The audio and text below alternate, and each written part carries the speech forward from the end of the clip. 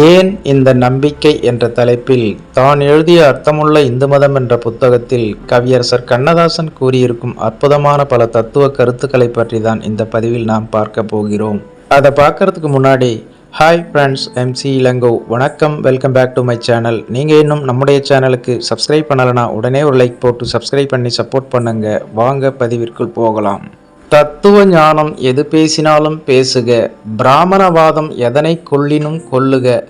உலகிலே மரணம் என்பது இருக்கும் வரையும், மனித இனத்திலேயே பலவீனம் இருக்கும் வரையும், அந்த பலவீனத்திலேயே மனிதனுடைய இதயத்திலிருந்து அழுகுரல் வரும் வரையில் ஆண்டவனிடத்தில் நம்பிக்கை இருந்தே தீரும் என்கிறார் சுவாமி விவேகானந்தர்.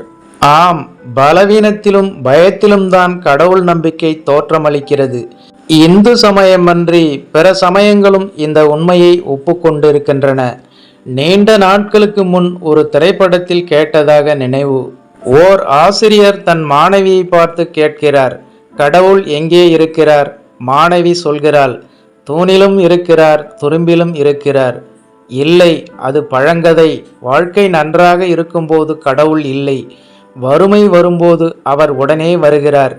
வெற்றி பெற்றவனுக்கு கடவுள் இல்லை, தோல்வி உற்றவன் நெஞ்சில் உடனே தோற்றமளிக்கிறார் என்கிறார் ஆசிரியர். ஆம், பாவம் செய்யும் போது கடவுள் இல்லை, அதற்குரிய தண்டனையை அனுபவிக்கும் போது கடவுள் இருக்கிறார். ஒளியிலே தோன்றாத கடவுள் எதிரொலியில் தோன்றுகிறார். சிலையிலே காண முடியாத தெய்வம் சிந்தனையிலே சாட்சிக்கு வருகிறார்.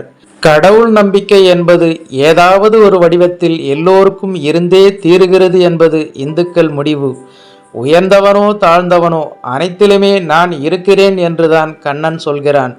அர்ஜுனனிடம் கண்ணன் சொல்கிறான், அர்ஜுனா, தேவர் கூட்டங்களும் முனிவர்களும் என் உற்பத்தியை உணரமாட்டார்கள். ஏனென்றால் அவர்களுக்கு முற்றிலும் முதற்காரணம் நானே. ஆதி இல்லாதவன் என்றும் பிரவாதவன் என்றும் உலகத்திற்கு தலைவன் என்றும் என்னை அறிகிறவன் மனிதர்களுள் மயக்கமில்லாதவன். புத்தி, ஞானம், தெளிவு, பொறுமை, சத்தியம், அடக்கம், அமைதி, இன்பம், துன்பம், பிறப்பு, இறப்பு, அஞ்சுதல், அஞ்சாமை, அஹிம்சை, மனத்தின் நடுநிலை, திருப்தி, தவம், தானம், புகழ்ச்சி, இகழ்ச்சி அனைத்துமே என்னிடத்திலிருந்தே உண்டாகின்றன.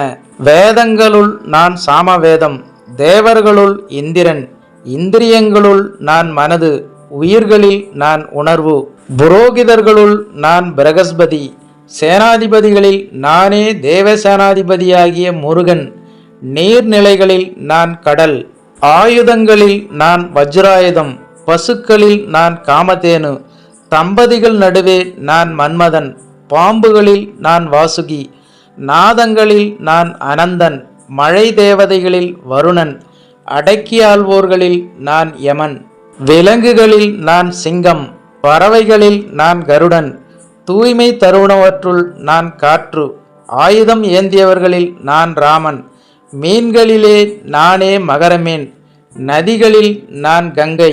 அர்ஜுனா, சிருஷ்டி பொருளுக்கு முதல் இடை கடையாகிய மூன்றும் நானே.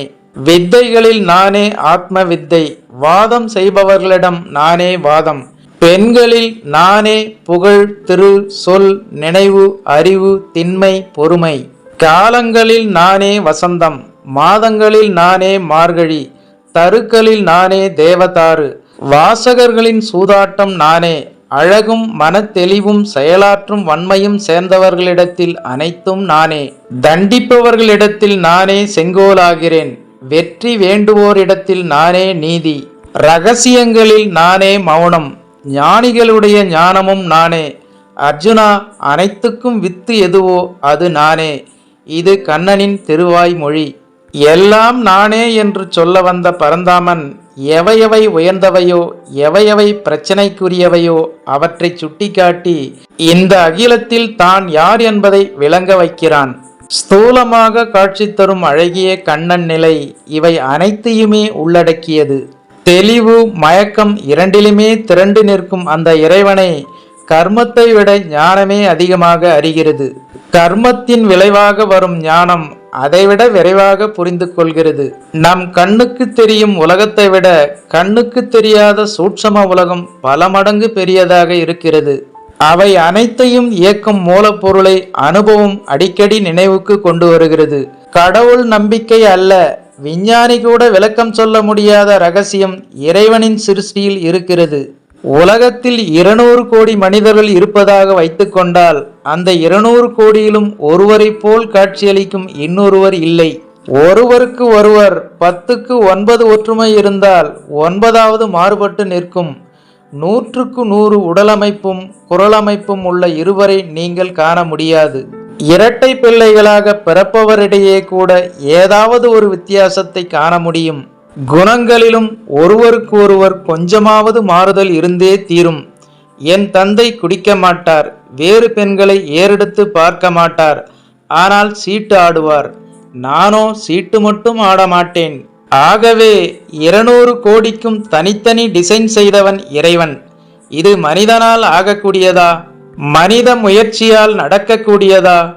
உலகமெங்கும் நீதித்துறையினர் குற்றவாளிகளின் கைரேகைகளை பதிவு செய்கிறார்களே ஏன்? ஒருவனின் கைரேகை போல் இன்னொருவனின் கைரேகை இருக்காது என்பது ஒரு நம்பிக்கையாகும். விஞ்ஞானமும் அதை ஒப்புக்கொண்டிருக்கிறது. 200 கோடி கைகளுக்கும் தனித்தனி டிசைன் போட்டிருக்கிறான் இறைவன். படிப்பறிவு இல்லாதவர்களை கைரேகை வைக்க சொல்வதற்கு காரணம் இதுதான். குறுக்கெழுத்து போட்டியில் ஒரு எழுத்தை மாற்றினால் ஒரு கூப்பன் அதிகமாவது போல் ஒவ்வொரு பிறவிக்கும் ஒவ்வொரு ரேகையை மாற்றுகிறான் இறைவன். வியக்கத்தக்க அவனது சிருஷ்டியிலேயே அவனை கண்டு கொள்ள முடிகிறது. அப்படியும் கண்டு கொள்ளாதவர்கள் தங்கள் பலவீனத்தால் ஏற்பட்ட துன்ப அனுபவங்களிலே கண்டு கொள்கிறார்கள். விஞ்ஞான ரீதியாக இன்று சொல்லப்படும் உண்மைகளை இந்து மதம் எப்போதோ சொல்லிவிட்டது. இந்து மதத்தின் தனிச்சிறப்பு அதுதான். சிலை வழிபாட்டு நிலையையும் அது ஒப்புக்கொண்டிருக்கிறது. அதற்கு அப்பாற்பட்டு மனதுக்குள்ளே கடவுளை காணும் நிலையையும் மேல்நிலை என்று கூறுகிறது. சிலையை வெறும் கல் என்று சொல்லும் நாஸ்திகனுக்கும் மனம் என்று ஒன்று இருக்கிறது. அது மரணப்படுக்கையிலாவது கடவுளை பற்றி பேச வைக்கிறது. பிறப்புக்கு தகப்பன் கொடுத்தது ஒரு துளி ரத்தம் மட்டுமே. இவ்வளவு எலும்புகளும் நரம்புகளும் ரேகைகளும் எங்கிருந்து வந்தன? மண்டையோட்டை அறுத்து பார்த்தால் உள்ளே ரோமம் இல்லை. இந்த ரோமம் வளர்வது எப்படி? நாம் வளர்வது எப்படி? குழந்தை பருவத்தில் விழுந்த பல் முளைப்பது எப்படி? 9 ஓட்டைகள் இருந்தும் உள்ளே இருக்கும் காற்று உலாவிக்கொண்டே இருப்பது எப்படி? இவை அறிவு போடும் கேள்விகள். ஆனால் அனுபவம் காட்டும் உண்மைகள் இவற்றை விட அதிகமாக கடவுள் நம்பிக்கையை உறுதி செய்கின்றன. இறைவனின் அஸ்திவாரம் என்ன என்பதனை முதலிலேயே கண்டு கொண்டவர்கள் இந்துக்கள்தான். இரக்கம், அன்பு, கருணையை காட்டிய பௌத்த மதம் கடவுள் ஒன்றை காட்டவில்லை. ஆனால் கடவுள் என்று ஒன்றை காட்டிய இந்து மதம் இரக்கம், அன்பு, கருணையை விட்டுவிடவில்லை. பௌத்த மதத்தை இந்து மதம் ஜீரணித்து விட்டதற்கு காரணம் இதுதான். வாழ்க்கையை கர்மகாண்டம், ஞானகாண்டம் என்று பிரித்தது இந்து மதம்தான். கர்மகாண்டத்தின் தொழில்கள் காரணமாக ஜாதி உண்டு. ஞானகாண்டத்தில் ஜாதி இல்லை. யாவரும் சந்நியாசி ஆகலாம். லௌகிக வாழ்க்கையையும் தெய்வ நம்பிக்கையையும் ஒன்றாக இணைத்தது இந்து மதம். உணவு, மருத்துவம், தொழில் அனைத்திலும் பாவ புண்ணியங்களை காட்டுவது இந்து மதம். உடல் இன்பத்தை ஒப்புக்கொண்டது இந்து மதம். அதற்கு மேற்பட்ட துறவு நிலையிலும் ஆதிக்கம் செலுத்துவது இந்து மதம். இன்பங்களுக்கு சடங்குகள் செய்வது இந்து மதம். துன்பங்களுக்கு ஆறுதல் சொல்வது இந்து மதம். ஆகவேதான் எந்த நிலையிலும் ஒரு இந்துவுக்கு கடவுள் நம்பிக்கை எழுந்து கொண்டே இருக்கிறது. அந்த நம்பிக்கை இல்லாதவனும் மேற்சொன்ன நிலைகளுக்கு தப்ப முடியாது.